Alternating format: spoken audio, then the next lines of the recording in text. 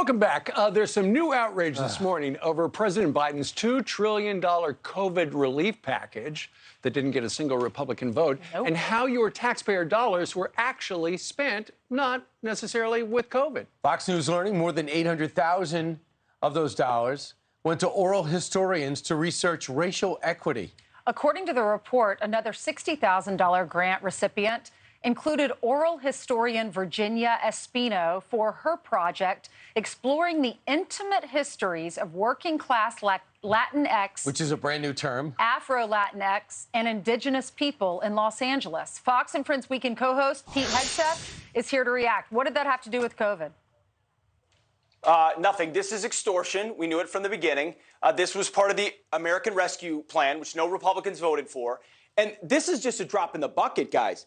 $135 million went to the National Endowment for the Humanities, which is totally a left-wing organization captured by left-wingers.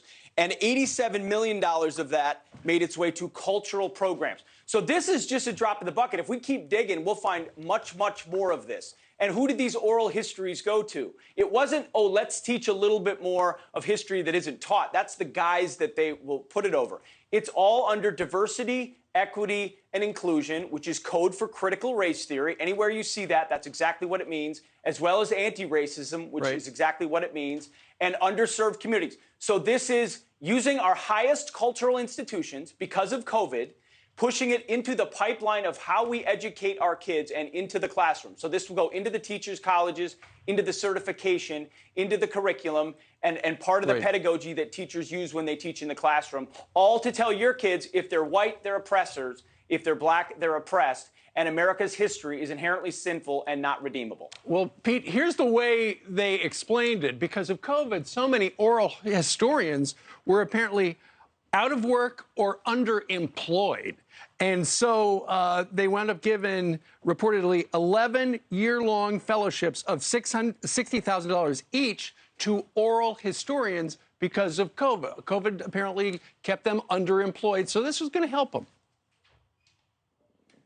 How many World War II vets are we going to enlist here? Yeah. Well, yeah, exactly. And how many World War II vets are we going to ask, as there are very few of them still around, to talk about their experiences so that we can share that with future generations when we sent a generation of boys to go fight a Nazi and fascist, a real fascist war regime? No, none of it. None of it. This is all.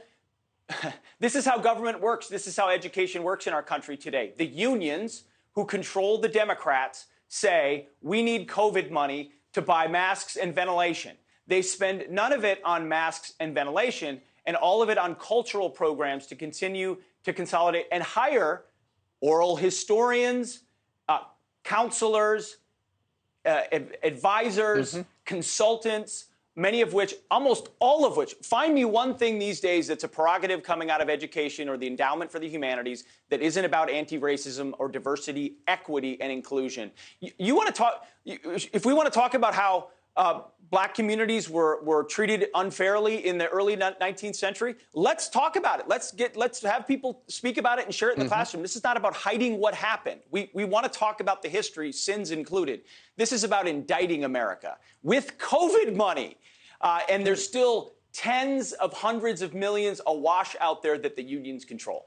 Pete, congratulations on your book, Battle for the American Mind, #1 on the New York Times bestseller list for a second week in a row. Our viewers are amazing, aren't they? They really are. Glory to God. Thank you to my co-author, David Goodwin, to all of our viewers who connect with this topic because they see it in their own classrooms and communities. So thank you guys for giving us so much airtime to talk about it. And it was a surprise yesterday. We were hoping for week #1.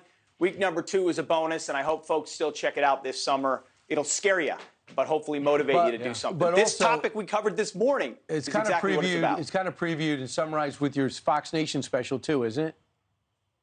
Yes, The Miseducation of America, which has 6 episodes right now on Fox Nation. I just had a meeting yesterday. Season 2, which comes out in 2023, is going to cover some topics we haven't before. Bad news, only getting worse. Good news, we're going to show some hope. Some of the schools that are fighting back in the Supreme Court, what they did in Maine with educational choice, what Arizona did with vouchers, is a part of the future, hopefully. Well, the book, if people are looking for something to read while on the beach, check out Battle for the American Mind. Pete? Right. Thank you very much. Thanks, Pete. Thank you, guys. Appreciate it. Good luck at West Point this weekend. I'm Steve Ducey. I'm Brian Kilmeade. And I'm Ainsley Earhart. And click here to subscribe to the Fox News YouTube page to catch our hottest interviews and most compelling analysis.